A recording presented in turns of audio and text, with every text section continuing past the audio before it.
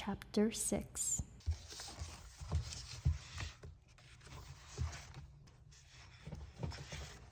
Oh, little prince. Bit by bit, I came to understand the secrets of your sad little life. For a long time, you have found your only entertainment in the quiet pleasure of looking at the sunset. I learned that new detail on the morning of the fourth day when you said to me, "I am very fond of sunsets. Come, let us go look at a sunset now." "But we must wait," I said. "Wait? For what?" "For the sunset. We must wait until it's time." At first, you seemed to be very much surprised, and then you laughed to yourself. You said to me, "I'm always thinking that I am at home." Just so. Everybody knows that when it is noon in the United States, the sun is setting over France. If you could fly to France in 1 minute, you could go straight into the sunset, right from noon. Unfortunately, France is too far away for that. But on your tiny planet, my little prince, all you need to do is move your chair a few steps. You can see the day end and the twilight falling whenever you like. "One day," you said to me, "I saw the sunset 44 times. And a little later you added, "You know, one loves the sunset when one is so sad." "Were you so sad then?" I asked, "on the day of the 44 sunsets?" But the little prince made no reply. Chapter 7. On the fifth day, again, as always, it was thanks to the sheep. The secret of the little prince's life was revealed to me. Abruptly, without anything to lead up to it, and as if the question had been born of long and silent meditation on his problem, he demanded, "A sheep, if it eats little bushes, does it eat flowers too?" "A sheep," I answered, "eats anything it finds in its reach." "Even flowers that have thorns?" "Yes, even flowers that have thorns." "Then the thorns, what use are they?"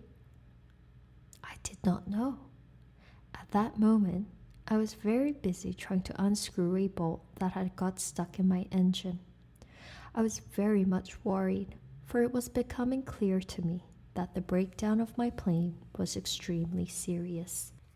And I had so little drinking water left that I had to fear for the worst. "The thorns, what use are they?"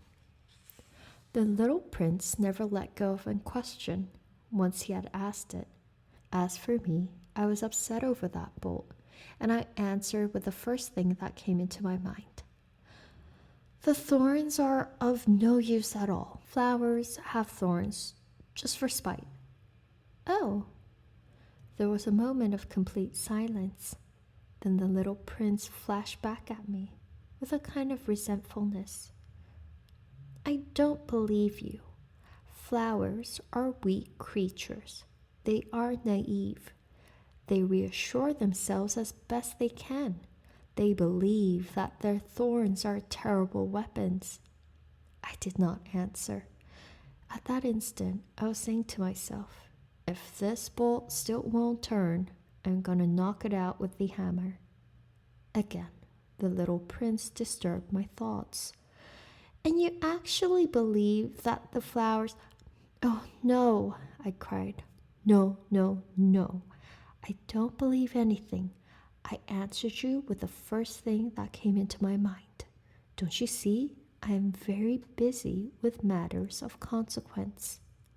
He stared at me, thunderstruck. "Matters of consequence?" He looked at me there, with my hammer in my hand, my fingers black with engine grease, bending down over an object which seemed to him extremely ugly.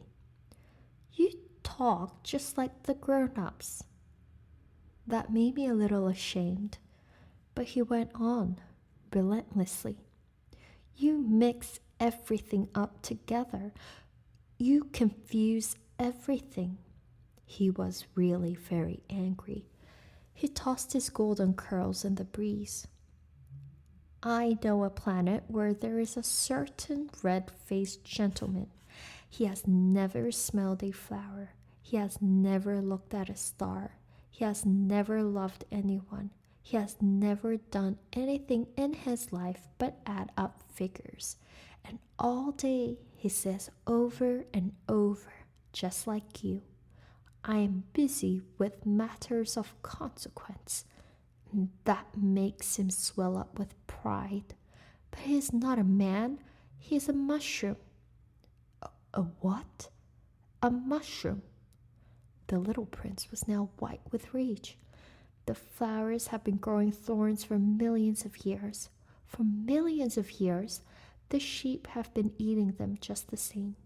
And it is not a matter of consequence to try to understand why the flowers go to so much trouble to grow thorns which are never of any use to them. Is the warfare between the sheep and the flowers not important? Is this not of more consequence than a fat red-faced gentleman's sums? And if I know, I, myself, one flower which is unique in the world, which grows nowhere but on my planet, but which one little sheep can destroy in a single bite some morning, without even noticing what he is doing. Ugh, you think that is not important?" His face turned from white to red as he continued. "If someone loves a flower, of which just one single blossom grows in all the millions and millions of stars, it is enough to make him happy just to look at the stars. He can say to himself, 'Somewhere my flower is there.' But if the sheep eats the flower, in one moment all his stars will be darkened. And you think that is not important?" He could not say anything more. His words were choked by sobbing. The night had fallen. I had let my tools drop from my hands. Of what moment now was my hammer, my bolt, or thirst, or death? On one star, one planet, my planet, the earth, there was a little prince to be comforted. I took him in my arms and I rocked him. I said to him, "The flower that you love is not in danger. I will draw you a muzzle for your sheep. I will draw you a railing to put around your flower. I did not know what to say to him. I felt awkward and blundering. I did not know how I could reach him, where I could overtake him and go on hand in hand with him once more. It is such a secret place, the land of tears.